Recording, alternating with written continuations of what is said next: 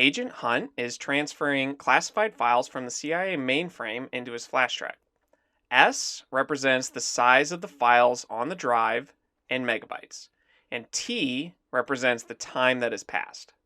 So we get this equation, and I'll just write it down. So S equals 5T plus 45. And we need to know what was the file size on the drive before the transfer. So our key here is before the transfer, so before anything has started. And remember, S just represents how big the file is on the drive after T seconds. So if we're looking at before the transfer, well, that's when T is 0. So it hasn't started transferring yet. So we can plug that into our equation, T equals 0, right here. And so you get S is 5 times 0 plus 45. But the term with 5 and 0, that's just 0, so it goes away. And our final answer would be 45, and we're talking about the size of a file, so that would be in megabytes, since that's what they told us it would be. So we can put 45 in our little box here. And let's keep going. So a big ship drops its anchor. E represents the anchor's elevation relative to the water's surface in meters as a function of time t. So E, let me change to a darker color. So E is the anchor's elevation relative to the water's surface. And it's in a function of time, so t seconds. So E is the elevation above or below the water's surface. Because remember, in the beginning, when the ship drops the anchor, let me just say that's our ship here. I'll just put a little cabin up there. And when we drop the anchor originally, it's going to be starting pretty high up above the water. The water, we'll say, is right there. And so in the beginning, E is going to be a positive number. So in fact, if T equals 0, this would just go away and E would be 75. So the anchor starts 75 meters above the sea level, and then when it drops, E will get closer and closer to 0, and then eventually it will pass the water level and start going negative. So we need to answer the question, how far does the anchor drop every 5 seconds? So there are a couple different ways to look at this problem. This can be a little bit tricky. So basically, we can look at two different time periods. We can say, well, what was the elevation at t equals 0? And what was the elevation at t equals 5? And so we can just plug those values into our equation. So E, when t equals 0, that first term goes away, and you just get 75 meters. Now when t is 5, we plug that in, we get minus 2.4 times 5 plus 75, and minus 2.4 times 5. You can do 5 times 2, which is 10, and 5 times 0.4, which would be 2. So this would give you minus 12 when you add them together, and we have to add 75 to that. So minus 12 plus 75, that would bring us to positive 63 meters. So it looks like from t equals 0 to t equals 5, it goes from 75 to 63. So when we subtract that, we get 12 meters. So that right there would be the answer.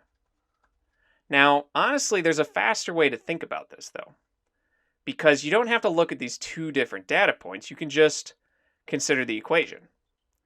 So let me first just rewrite it. So E is at minus 2.4t plus 75. And remember that when we're looking at linear equations, that they match up with the form for slope and intercept.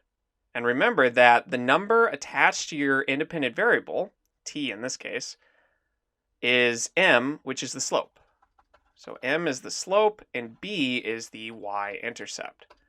So going back to our equation, this number tells us the slope. So every second we go down 2.4 meters. And this number right here tells us the y-intercept, or basically how high up the elevation of the anchor started. So we're talking about how fast it drops. So honestly, it doesn't matter how high we start. So this can basically be ignored, and you can just plug in t equals 5, so that E would be minus 2.4 times 5, which we figured out was that minus 12. And that's how many meters that the anchor drops every 5 seconds.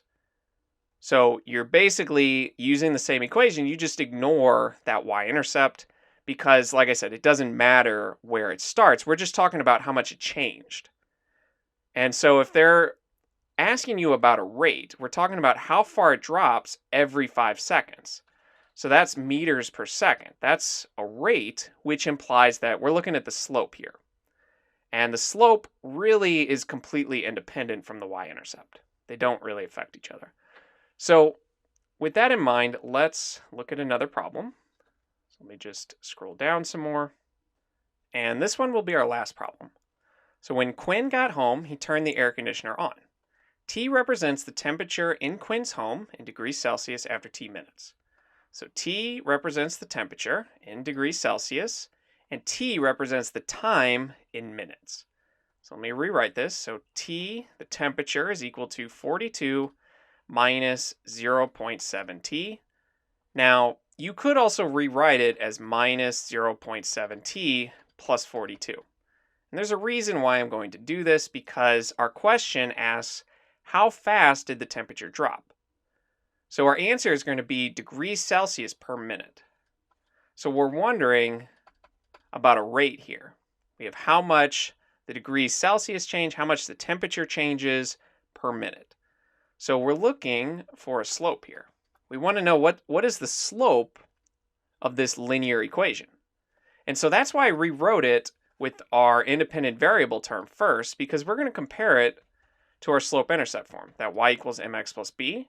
And our slope is the number attached to your independent variable.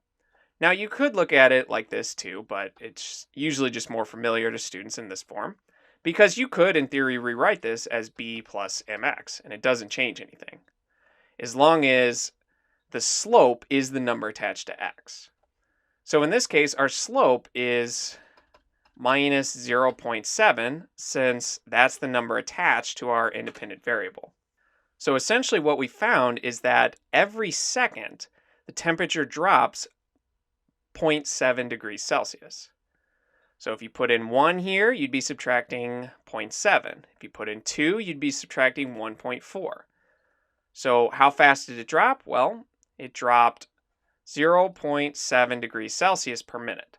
And this one you have to be careful, because they're asking how fast did it drop. So that's already implying that it's negative, that your slope here is a negative number, so you don't have to put the negative here. Now, if they just asked you what is the slope, then you would actually put the negative sign in here. But since they asked you about it dropping, then you know that you don't need the negative sign.